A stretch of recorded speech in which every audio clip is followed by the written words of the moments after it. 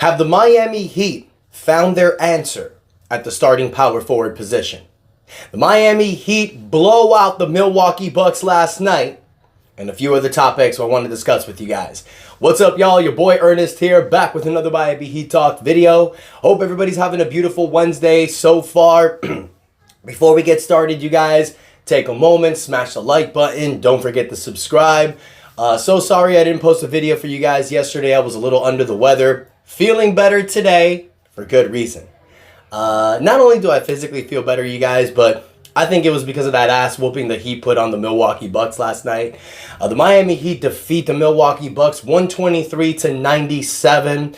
No Jimmy Butler, no Josh Richardson, no Terry Rozier, no problem.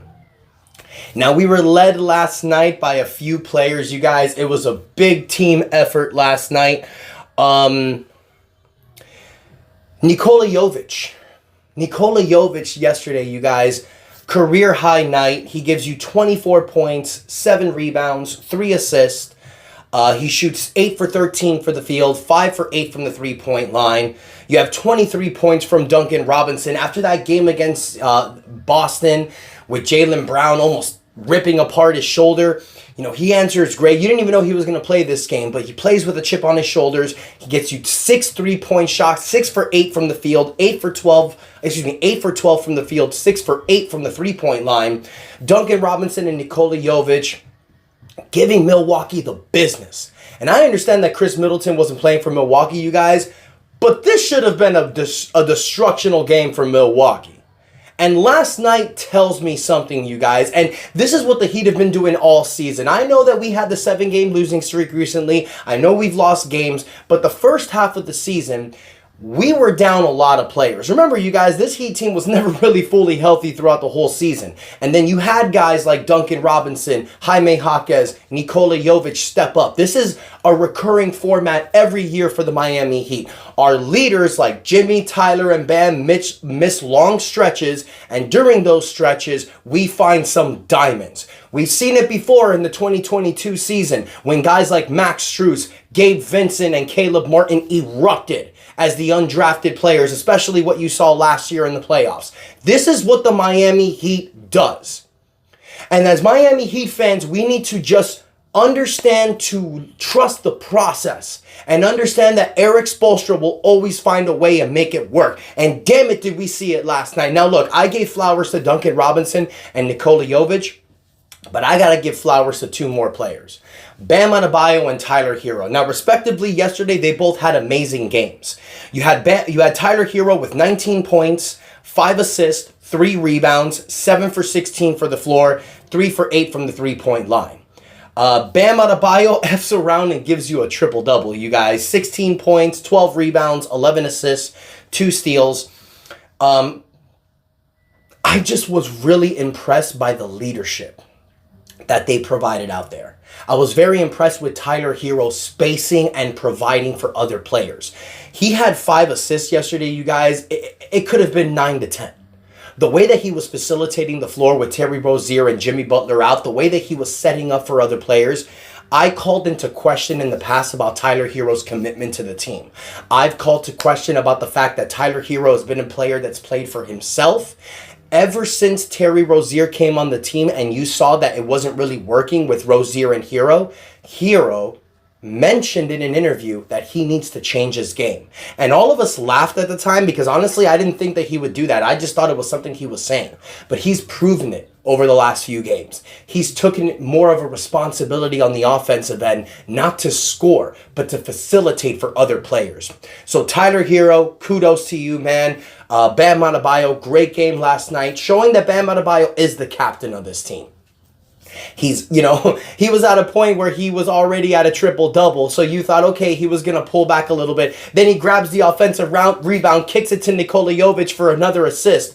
I mean, Bam Adebayo is just the definition of team playing.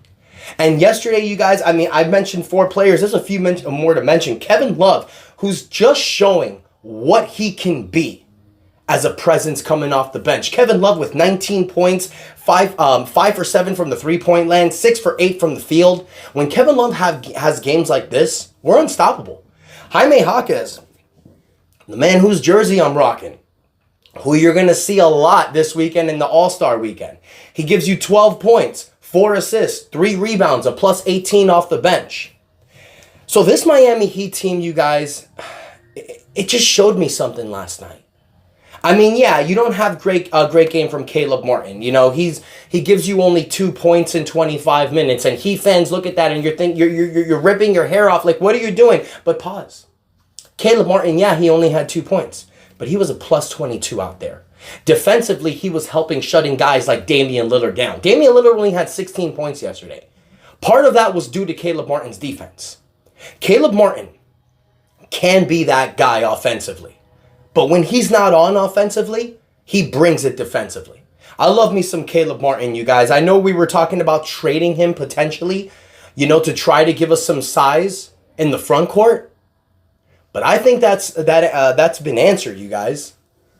I think Erik Spoelstra needs to seriously consider looking forward with Nikola Jovic. And look, I know we're on this incredible high from Nikola Jovic, what he did yesterday against the Bucks, but he's proven it. And let me tell you guys why this game really impresses me. Nikola Jovic was starting 10 games with Caleb Martin and Haywood Highsmith out. A few of those games weren't great, but some of those games, he was showing you that he can be that guy moving forward. And last night, you guys, from that 10-game stretch that Nikola Jovic had, starting, Caleb Martin and Haywood Highsmith came back. What happened after that? Nikola Jovic went to the bench. For 8 games after that, he only played 1 game. Very limited minutes. So you play 10 games as a starter, then you go 8 games not playing anything, then you're called upon as the starting power forward. And in your first game, you do that. 24 points, 7 rebounds, 3 assists, 5 for 8 from the 3-point land. Now, if this was against Charlotte, if this was against Detroit, if this was against San Antonio, I would be like, all right, you know, show it to me another game. Ladies and gentlemen, last night Nikola Jovic did this against the Milwaukee Bucks, one of the best teams in the NBA record-wise. I understand that Milwaukee sucks donkey dick defensively. Don't get me wrong there. Nikola Jovic has to do it against some of the best defensive teams. I understand that. But ladies and gentlemen, you can't sit here and tell me that the answer at the starting power forward position next to an undersized center like Bam Adebayo is a 6'3" Haywood Highsmith. No. He gets killed down on the block. If Haywood Highsmith was starting as the power forward yesterday against Giannis Antetokounmpo, we would have been annihilated.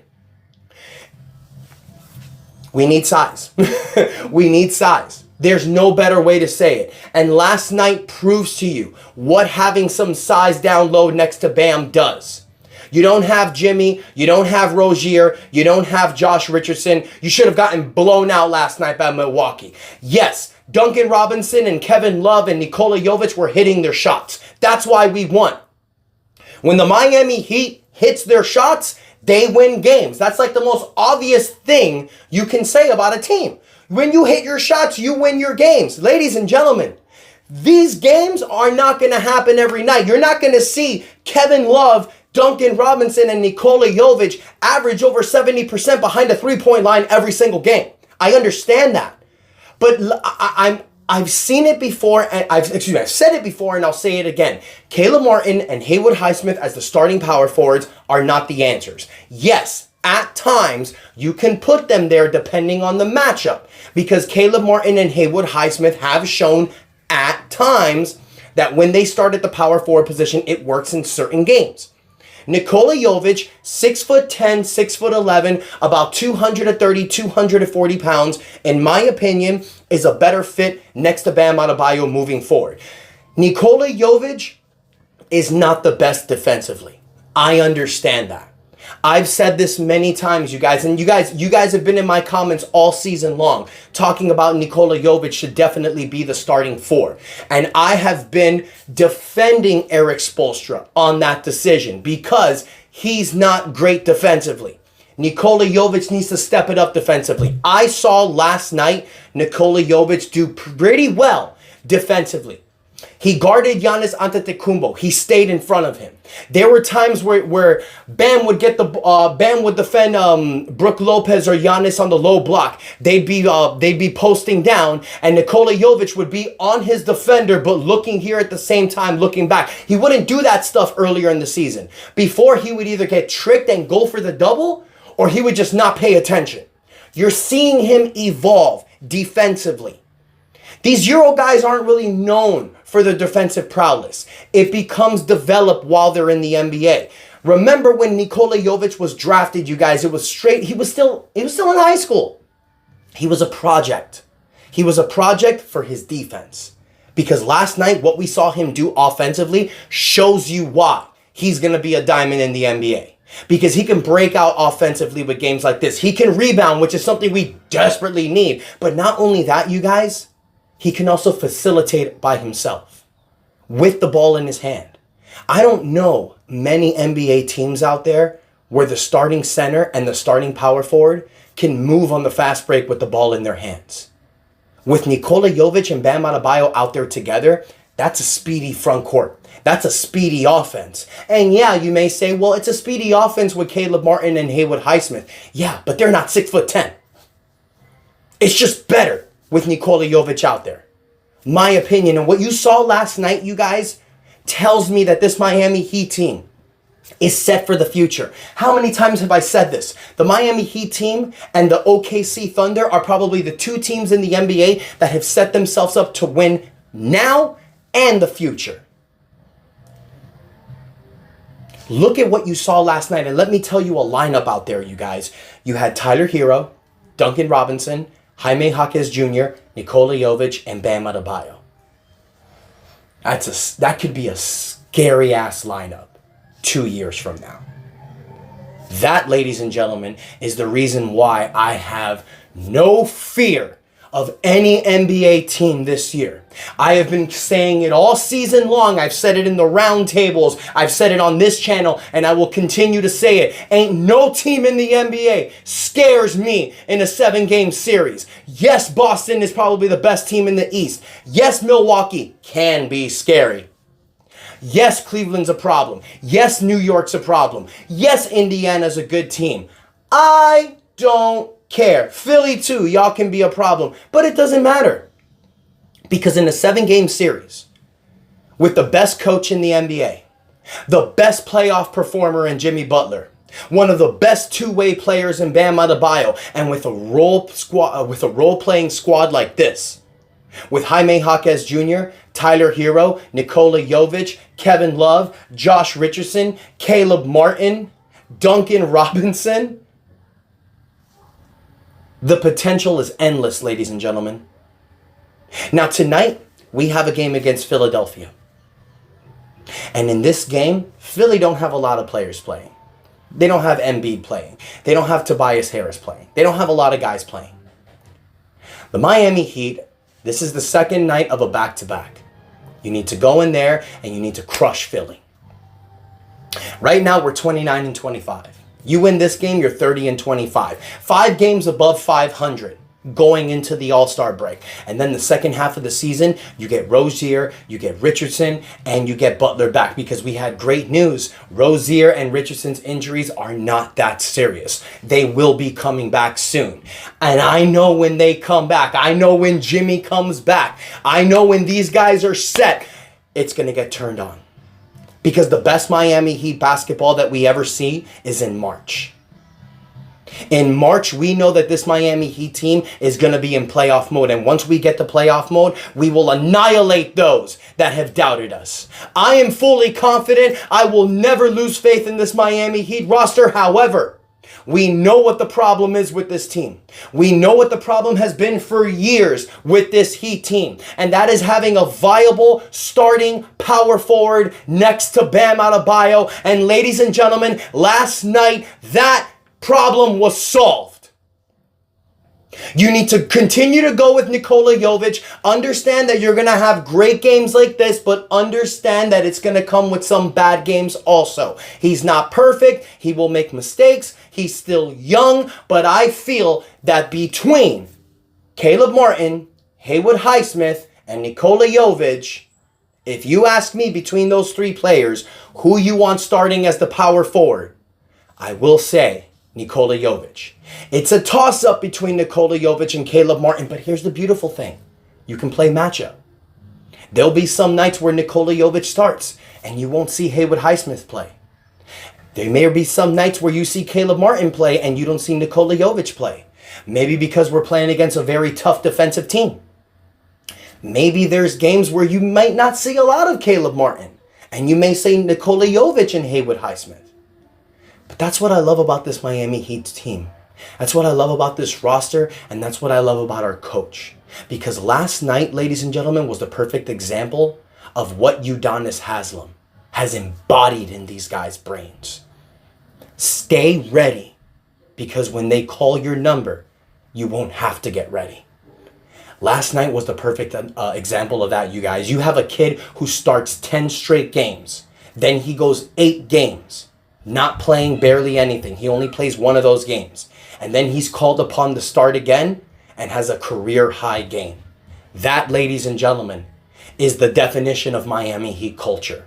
That, ladies and gentlemen, is the reason why you can fluctuate between Jovic, Martin, and Highsmith moving forward. Because all of these guys in this Miami Heat roster will continue to stay ready. So I want to hear from you guys. Do you guys feel that the starting power forward problem was solved last night?